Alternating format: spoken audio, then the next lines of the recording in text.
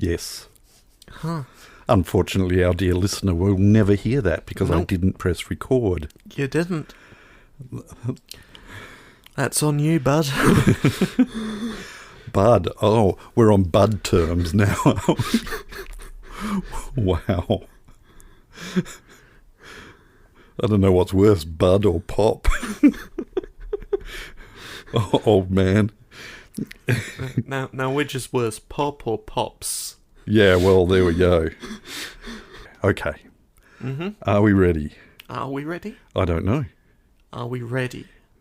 Are you ready for this? Do, do, do, do, do, do. Colin had a problem and a microphone to spare.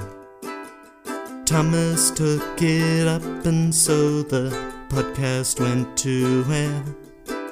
For weeks and months they trolled through every single DVD. They've unwrapped all the ones they can and now they're cellulose free. Now they're cellulose free. Hello, dear listener, and welcome to Cellulose Free. My name is Colin, and with me, as always, is my fellow film watcher, compadre and son, Thomas. Hi, hello. What have you been up to? So many things. Yeah? Yeah, no, this was... Do share. As things go, a busy week. So, 2 days after we recorded, I went out on a little trip. I went into town. Don't do drugs, kids. I went into town, walked up to the State Cinema, saw Kevin Bonham on the way, walking in the other direction. Uh-huh. Didn't have time to chat, so I didn't have time to chat. I needed to get to the State Cinema. Yeah. And went and saw Kingdom of the Planet of the Apes in one of their couch cinemas, and not the one that I prefer. You know what we forgot to do? We forgot to turn off the air conditioner. Yeah. Oh, well. We'll just do that now.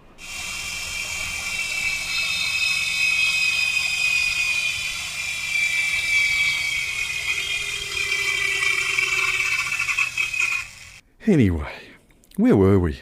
We were in the State Cinema. We were in the State Cinema, in one of their couch cinemas, down in the dregs, and not quite the one that I prefer. They have two couch cinemas. One of them has all the couches to one side, so you have a couch, and then a couch next to it, and there's 5 rows of that. And they're all to the left. What? And the acoustics in it are not great, I would say. The one I prefer has, like, one couch one side and then an aisle in the middle and another couch on the other side. And, I don't know, it's a little cozier, I think. Yeah. Yeah. Anyway, I went to see Kingdom of the Planet of the Apes. And? Which I enjoyed. Uh-huh. There's some rough edges on it, but I think it's a good start to whatever it is they have planning. Right. Yeah. And then I got out of the State Cinema and it was dark. And so I walked back down Elizabeth Street, all the way back down Elizabeth Street. And it then, ended up in the ocean. well, The Derwent. Into the river. and then You went swimming with the fishes. I decided to find Muir's, which is a seafood restaurant out on Constitution Dock.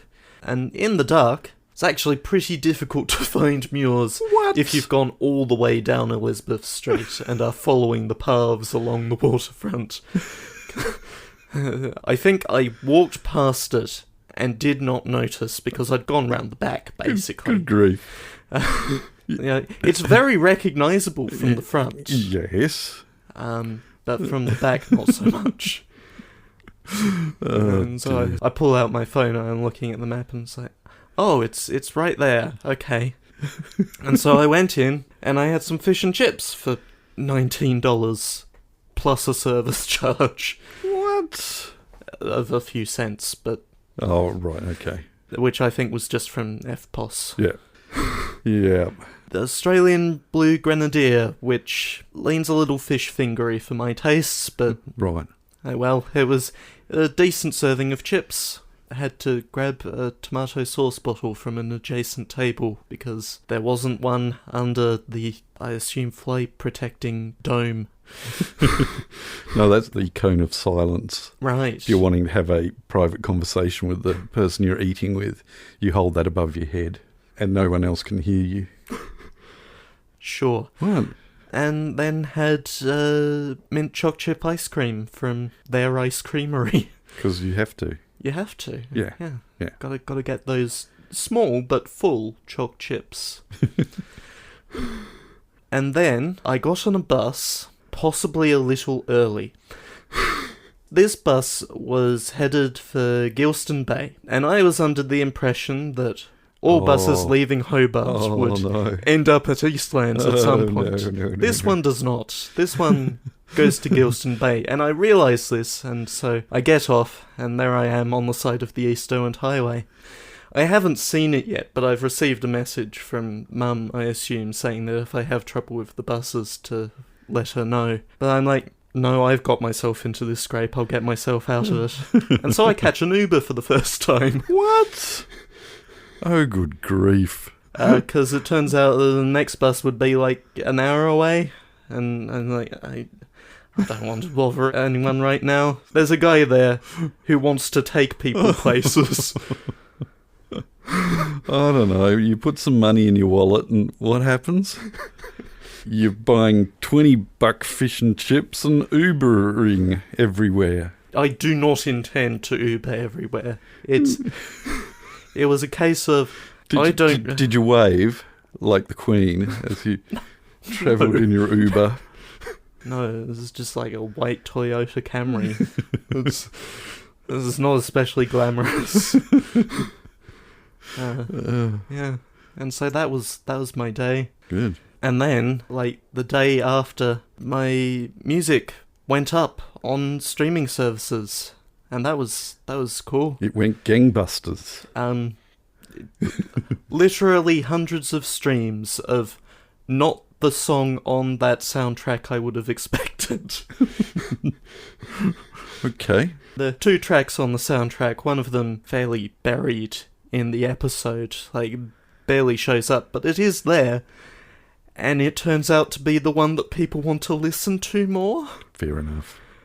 Even though it's the one that I'm not as happy with. And it's like, okay, whatever. I'm sure I'll happily take the, like, $3 or $4 that I'll get out of that. And then you can edit this episode. Yeah. And then I purchased an Xbox controller and a dongle from 8BitDo, which would allow me to use it with the Nintendo Switch. And that arrived earlier today, and took a little bit of wrangling to set up, but it is now set up. And so I will finally be able to accomplish my goal of playing all of Mario Kart 8 Deluxe in one sitting without my hands hurting too much. Oh, good grief. And my submission to the Civics Education Inquiry has gone up. I heard that as the sex education inquiry. No. And I could edit it so that's what you said. And so that's up, and I guess I have announced that I have been working on some sort of vote help tool. Can you say salad? Salad? Can you say Rex? Rex. Good. There we go. I have enough material to...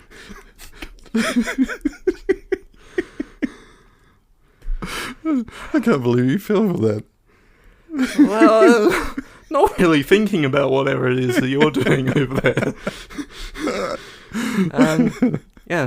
Working on a vote help tool and some how to vote information and sticking it in a website that will go up at some point when I'm not thinking about other things. Yeah. And Doctor Who, that was certainly a final episode of a season. It was. Yep.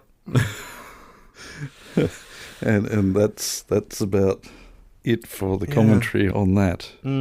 It wasn't terrible. Part of me does wonder whether having so much access to more resources that they suddenly want to use a lot has actually dumbed them down.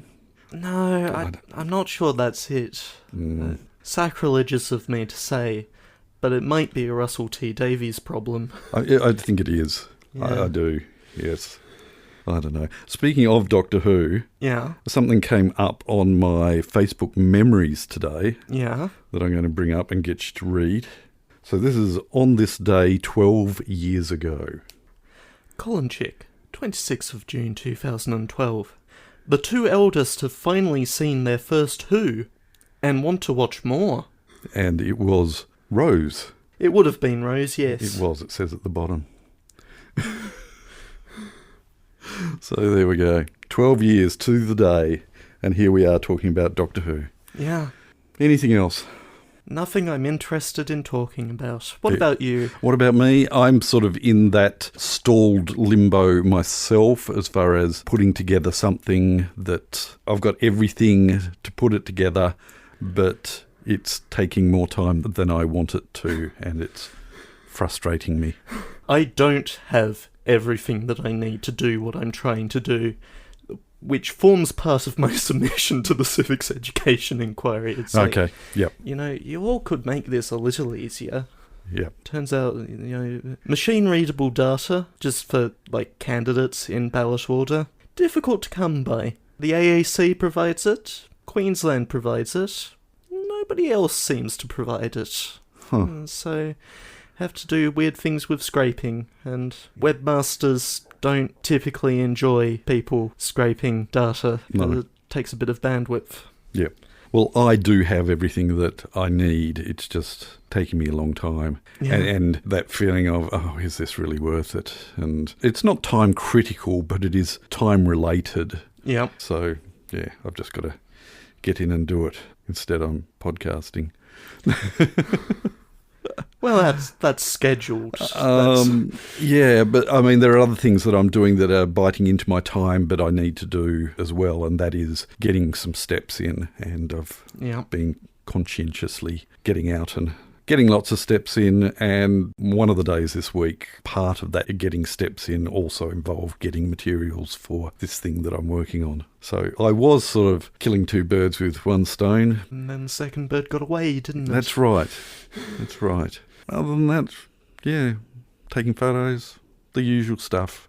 Anyway, we have a film to watch, and I'm hoping, because I haven't grabbed it off the shelf, that you can rapidly come up with a plot synopsis. Oh.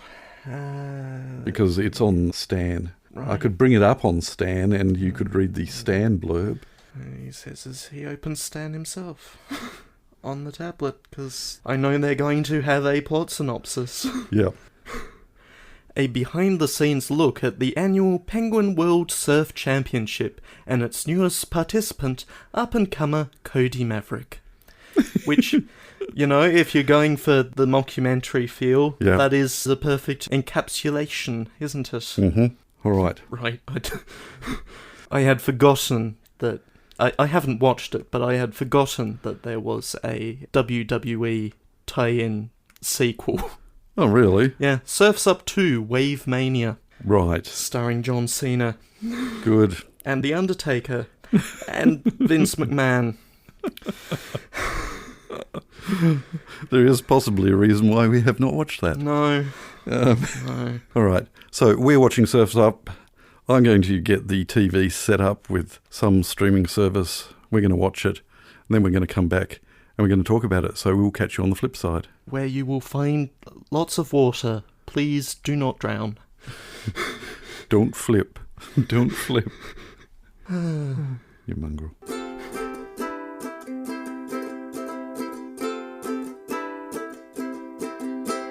So what did you think? So, if I enjoy the sound of someone's voice and they are talking passionately about something, I don't particularly care what it is that they're talking about. Uh-huh. I have no interest in wrestling beyond the amount of Sidewalk Slam that I have consumed. Right. I don't care for anything that's going on there. But Adam and Graham, when they were talking about it, would talk passionately about wrestling, and that was enough. And this film is sort of the same way. I don't particularly care for surfing otherwise, but it may be a mockumentary, but it's an earnestly made film about surfing. It really is. Yeah. And I have no idea whether it was Shia LaBeouf, wasn't it? Yes. And Jeff Bridges. Yep.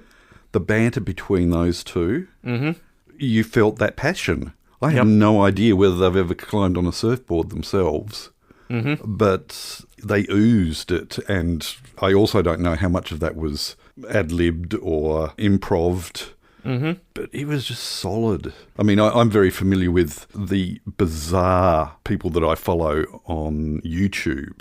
That, 10 years ago, if you'd told me, hey, you're going to be watching a towing guy who does towing rescues, or a mechanic, I've got barely a mechanical bone in my body, but watching this guy pulling apart a head gasket. So I think it's very similar. It's because of that passion. And you do learn something along the way, and it truly is that passion that's going on there. And there is so much passion in this film. Not just the surf vibe. Yeah, I wanted to climb on a board watching this. But a lot of that has to do with the fact that the water looked great. Yep. It looked swimmable, it looked surfable, it looked dangerous, it looked wet. Yep. And possibly we're getting back to the gripes that we had as far as Astro Boy was concerned. This, even though there are plenty of scenes in this that were penguins in front of a static background. Yep. It was a beautiful static background. Penguins were beautiful. The sheen off their feathers. It was a passionately made film. Yep. Every droplet, there's droplets on the lens that you just wanted to wipe off because they felt so real. Yeah. I've still got this grin on my face. The thing that prompted this, I mentioned last week, was a Facebook post, which I can't find, where we watched it in 2011. And the post oozed, wow, this was really, really good, and made me want to watch it again. And it said that the kids loved it. And I just had such a blast watching it again, with things coming back that I'd forgotten about. But I'd forgotten so much of this film. It was basically like watching it afresh. And it's just a beautiful, fun, heart in the right place kind of movie. Yeah. And I've still got that grin on my face. It's just sweet. Yeah. If a film can make my face hurt, good. Yeah. You did it. Yep. And it's a little over an hour and a half long. Was it 135? I think 120. Or 125. Yeah. It was just the right length. Yeah. There was no filler. It slowed down in places that it needed to slow down. Yep. And those slow sections were as important as the fast sections. And yeah, the music was great. The choice of music in there, and I do need you to learn how to play that ukulele song that Jeff Bridges sang. It's beautiful. The passion of carving that surfboard. You could almost smell the wood. Yeah. The shavings, the animation of the shavings, are just getting back to that passion. I'm gushing. Yeah. I love that film. Yeah. If I can actually remember this joy that I'm feeling right now, it would rate up there as one of my favourite films now. Yeah. If you want a film that is going to make you just grin. There are poop jokes and fart jokes and pee jokes. But they're not terrible. No. No. And even though there's a bad guy in that, it's still not a mean-spirited film. No. He's got his reasons for being bad. He's not just a paper cutout. We need a bad guy so that the good guy will have a win of some description.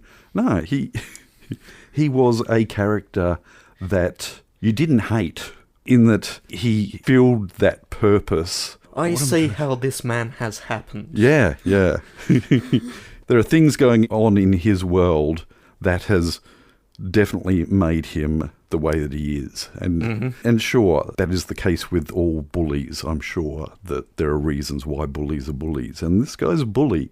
Yeah. But you do, on occasion, sympathise with him, I think. When his mum calls out, you think, oh, okay. Anyway, I've gushed. I did write some notes, and I don't think any of them are. Oh, the only other thing was right from the very start, where you've got vintage footage. Mm-hmm. So you're expecting a cheat opportunity there of lowering the amount of frame rates, and the animation quality could be cut back for this sort of vintage footage. But no, there was a particular wave scene in that wow, that sets the scene for this is how the animation in this is going to be. And when I went to try and find the Facebook post concerning the first time that I watched this, I couldn't find that post. But I did find the post that I made probably in the same week that made reference to having just watched Surf's Up. Mm-hmm. We've watched Surf's Up, so now we're going to watch Hoodwinked. And, let's put it this way. I have no desire to return and watch Hoodwinked again. I expressed disdain for the animation and really poor script and, yeah. Yeah, and then they made another one of those. Yeah. Go figure. Well, I've gushed enough. Do you have anything else you wish to say about Surf's Up? No, I think you've pretty well covered it. It's good. It's just a good film. It takes quite a bit for me to out loud laugh in a film. I can have a smile, but there were certainly places where all three of us in the room were laughing out loud, and it was great. It makes absolutely excellent use of cutaway gags. Yeah. It doesn't overuse them. No. It just sprinkles them in there, and they're good. Yeah. They're good jokes. Yeah. And I get the feeling that there was plenty of stuff that ended up on the cutting room floor, whether that was in the script sort of whittling down with gags that just didn't work. Everything worked in this. Yep. There wasn't a flat thing that springs to mind anyway that happened in this film. It was just that tight. Yeah. All right. Well, if you've got nothing else to say about this film, Nope. all I can do is encourage you all to watch it. And we shall move on. The following segment has no title. Thank you. Let's start over on Discord with N2Osferatu, Hi, N2Osferatu. who says exquisite work whilst turning to side B. I had to remind myself So did I. what we were doing in the lead up to that, and yeah, no, that's some top tier. Yes. Glad that the recommendation was good, but I won't feel bad if you don't like something that I recommended and say so. Oh, we will say so. Yeah. Yeah. Surf's Up is another DVD that got a lot of play when the kids were younger. They suddenly cast the main voice actors to play their stereotypical selves. But I think it works for the mockumentary rather than pulling you out of a more fantastical story with famous celebrity voice. Yeah. Yep. Even though I mentioned a whole heap of names in last week's episode, I'd forgotten who was in this. So when those voices started popping up, I certainly was, that is, and that is. But the way that it was paced, it was such that you didn't have time to dwell on that. Mm-hmm. You just, okay, I know who that voice is. I recognise it. Let's get on with the story. Pitch perfect casting, Yeah. I think. Yep. Everyone played their roles perfectly. Yep. Over on Twitter, M Hi, Em. says, I'm not fighting the Twitter word limit anymore, have some contributions in the form of the Notes app. I didn't realise anyone listened to podcasts at a speed above 1 times until this episode came out. I learn something new every week. It's frightening, really, in that Wendy, my wife, watches YouTube at 2 times speed for a lot of things. And she'll say, oh, you've got to watch this, and flicks it around, and my brain, hey, I can't cope. But 2 times speed is pushing my limit for a lot of cases. I don't generally watch my high rotation stuff at 2 times speed. There are certainly other things where I will jam my finger on the screen, which on a mobile device will automatically stick it into 2 times speed until you take your finger off the screen again. Certainly do that plenty of times, but Wendy watches pretty much everything at 2 times speed. M also points out that I'm assuming in the US, Surf's Up is currently free with advertisements on YouTube. Right. Well, there we go. Yeah. So in the US, at least, check it out on YouTube. It's available on Stan in Australia. I would even be tempted to track down a Blu-ray copy of Surf's Up, because it certainly on Stan it was high def and just looked sweet. So, yeah. Which will take us up to the guesses. Right. We have 3 unique guesses. Yeah, they're all different as well. They sure are. Yep. Oh, hang on. No, those are both identically different except the other one. Great. Yeah. We will start on Facebook with Jill. Hi, Jill! Who has no further commentary other than to make the guess 3, as in the numeral 3, T of Bell. Jill is a person of few words. Yeah. And that's one. Well, that is one string of characters. 3 to Bell. M says 3, again the numeral 3. Belleville, Belvill. Yep. And Entosferatu simply says triplets. Right. These are all very reasonably derived from the title. And one of them is correct. One of them is correct. And that person is, drumroll,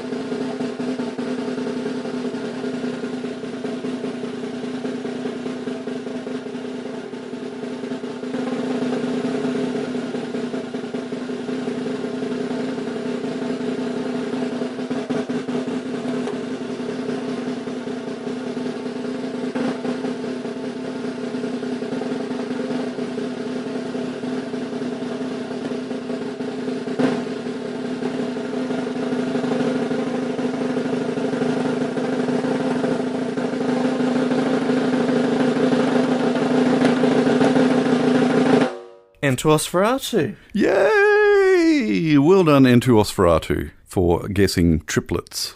Yeah. I'm going to show Thomas the really difficult one this week. Yep. I don't think anyone's going to guess that. No. No. No, not a chance. Okay, for those of you who do want to guess what this week's file name is for the podcast recording, remember that we have 8 letters or numbers. Or underscores. Or underscores. Or any other comments or movie suggestions. Throw them our way. Just want to send an emoji of a tomato. That's... Yeah. There's a guy who I follow on YouTube who does not like tomatoes. Right. Anybody who can guess who that YouTuber is has the opportunity of getting an extra arbitrary point. Right. Yeah. They are arbitrary. They are. Yes. All right then. We shall move on. We shall. Pick a film for next week so we can go to bed. And it's your turn. It is my turn. And I have selected something. I was hoping you would. It's lucky we just got through that segment because my phone just died. Oh dear. I know. This film stars Tim Allen, Sigourney Weaver. Oh, bump, bump, bump, bump, Yes? bump. Are we watching Galaxy Quest. We are watching Galaxy Quest. Ooh, an interesting choice. Which came to my attention. We have it on the shelf. We do have it on the shelf. Obviously, we have it on the shelf. Yes. But it came to my attention because it's leaving Netflix in a couple of weeks. Ah, So, we shall watch it on Netflix then. yes. Would you? I'm quite excited. That sounds like a worthy follow-up from Surf's Up. A different sort of fakery. Yes, indeed. Would you please tell our dear listener what Galaxy Quest is all about? Decades after the success of a sci-fi series, the show's washed-up stars are recruited by actual aliens to pull off an intergalactic rescue mission. Galaxy Quest. That's what we're watching. Do you have anything else to say about what Galaxy Quest No. seems as I buzzed in so early? No? Good. I think most of our dear listeners will probably have some idea as to what we're in for next week. But we hope that you join us anyway. Yeah. But until then, we'll catch you next time. Bye. You have been listening to Cellulose Free. Your hosts were Colin, who produces and edits the show, and Thomas, who makes the artwork and music. Cellulose Free is recorded in the Deranged Cat Studios in scenic Tasmania, Australia. We keep track of our extensive physical media collection through My Movies, which we highly recommend. You can find links to that, as well as other places you can find us in the show notes. Cellulose Free is a Hi Hello production.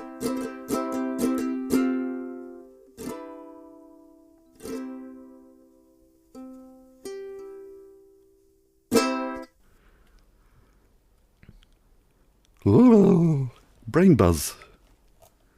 Mm-hmm. Mm-hmm. Yep. Yep. Yep. Yep. Uh-huh. And my submission to the sex education inquiry has gone up.